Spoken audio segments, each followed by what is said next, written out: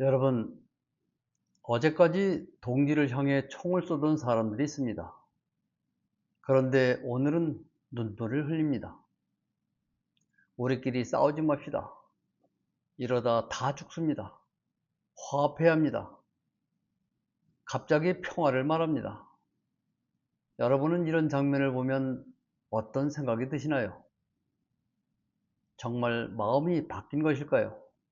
아니면 다른 이유가 있는 것인가?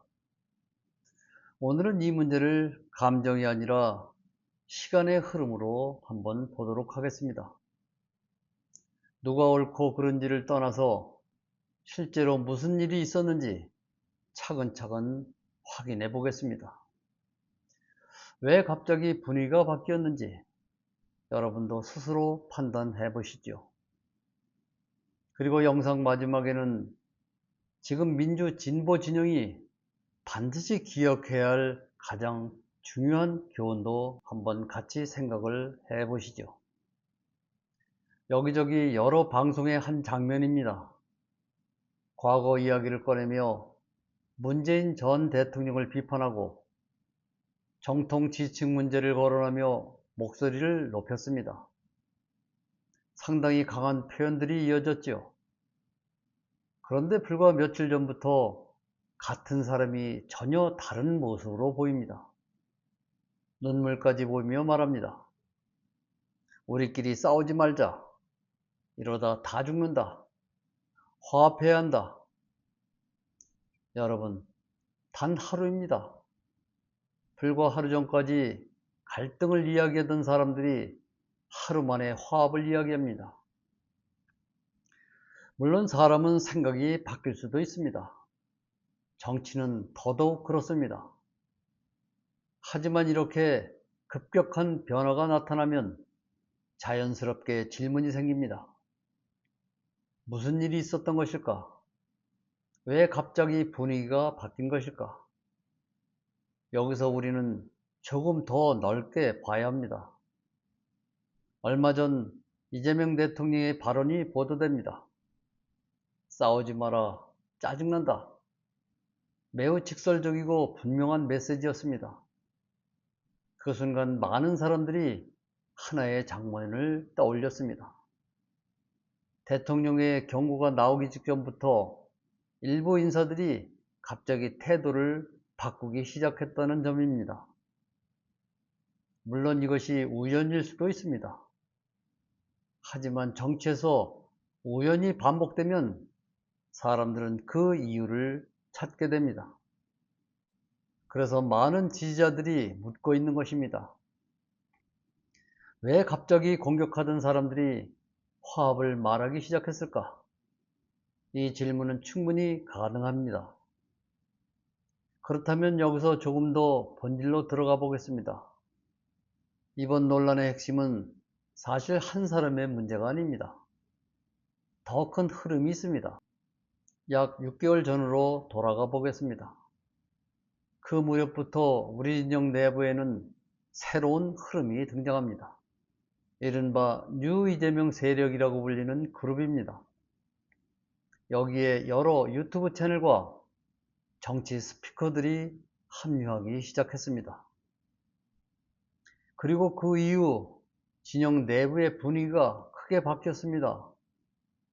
원래는 함께 싸우던 사람들이 서로를 향해 비판을 시작했습니다. 문재인 전 대통령, 조국 대표, 정청래 의원, 유시민 작가, 김어준 씨, 과거에는 같은 편으로 불렸던 사람들입니다. 그런데 어느 순간부터 공격의 대상이 되기 시작했습니다. 물론 비판은 할 수 있습니다. 민주주의 사회에서 비판은 당연한 일일지도 모릅니다. 문제는 방식입니다. 비판이 아니라 낙인이 되기 시작할 때 문제는 발생하지요. 토론이 아니라 공격이 될 때 갈등은 커집니다. 그리고 그 갈등이 반복되면서 많은 지지자들이 상처를 받았습니다.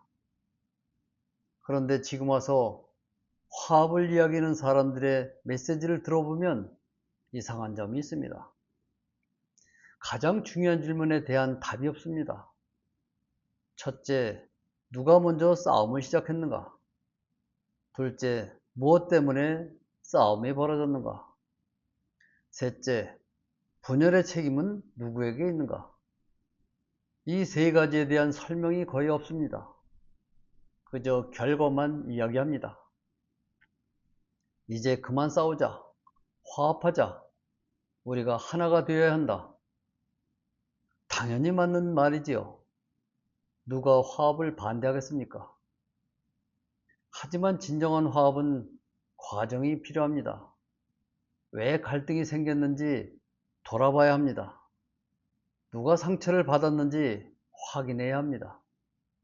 잘못한 부분이 있다면 인정해야 합니다. 그래야 신뢰가 생깁니다. 그래야 사람들이 마음을 엽니다. 그런 과정 없이 결과만 이야기하면 많은 사람들은 진정성을 느끼지 못합니다. 그래서 지금 일부 지지자들이 냉정한 시선을 보내고 있는 것입니다. 여러분, 정치는 결국 신뢰입니다. 사람들은 실수를 용서합니다. 하지만 책임을 회피하는 모습에는 민감하죠. 어제 한 말을 오늘 뒤집는 것도 문제가 아닙니다. 그 이유를 설명하지 않는 것에 문제입니다. 사람은 변할 수 있습니다. 정치인도 유튜버도 변할 수 있습니다. 물론 평론가도 변할 수 있죠. 하지만 변했다면 왜 변했는지 설명이 있어야 합니다. 그래야 사람들이 이해할 수 있습니다. 그 설명이 없다면 사람들은 의심하게 됩니다. 그리고 그 의심은 결국 더 큰 갈등으로 이어집니다. 지금 우리에게 필요한 것은 단순한 화합 구호가 아닙니다. 정직한 대화입니다.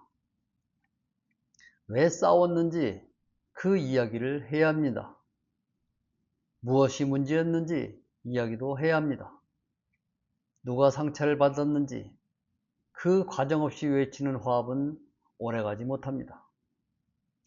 여러분, 진짜 화합은 기억 위에 세워집니다. 마음각 위에 세워지는 것이 아니라 상처를 덮는 것이 아니라 치유하는 것입니다. 잘못을 지우는 것이 아니라 인정하는 것이죠. 그래서 우리는 지금 이 순간을 냉정하게 기억해야 합니다. 누가 무슨 말을 했는지, 누가 누구를 공격했는지, 그리고 왜 갑자기 태도가 바뀌었는지 그 기록을 잊지 말아야 합니다. 그래야 같은 실수를 반복하지 않을 수 있습니다. 정치에서 가장 위험한 것은 상대를 속이는 사람이 아닙니다. 자신의 과거를 지운 채 아무 일도 없었다는 듯 행동하는 사람입니다. 역사는 그런 모습을 반복해서 보여주었습니다. 여러분, 저는 오늘 누구를 미워하자는 이야기를 하는 것이 아닙니다. 누구를 배척하자는 이야기도 아니죠. 다만 최소한의 책임은 있어야 한다는 것입니다. 그런 말씀을 드리고 싶은 겁니다. 반성 없는 화합은 오래가지 못합니다. 책임 없는 통합도 오래가지 못합니다. 우리가 원하는 것은 진짜 통합입니다. 말뿐인 통합이 아닙니다. 그래서 지금 필요한 것은 눈물이 아니라 설명입니다. 감정이 아니라 책임입니다. 구호가 아니라 진실입니다. 그것이 민주 진보 진영이 앞으로 더 강해지기 위해 반드시 필요한 과정입니다.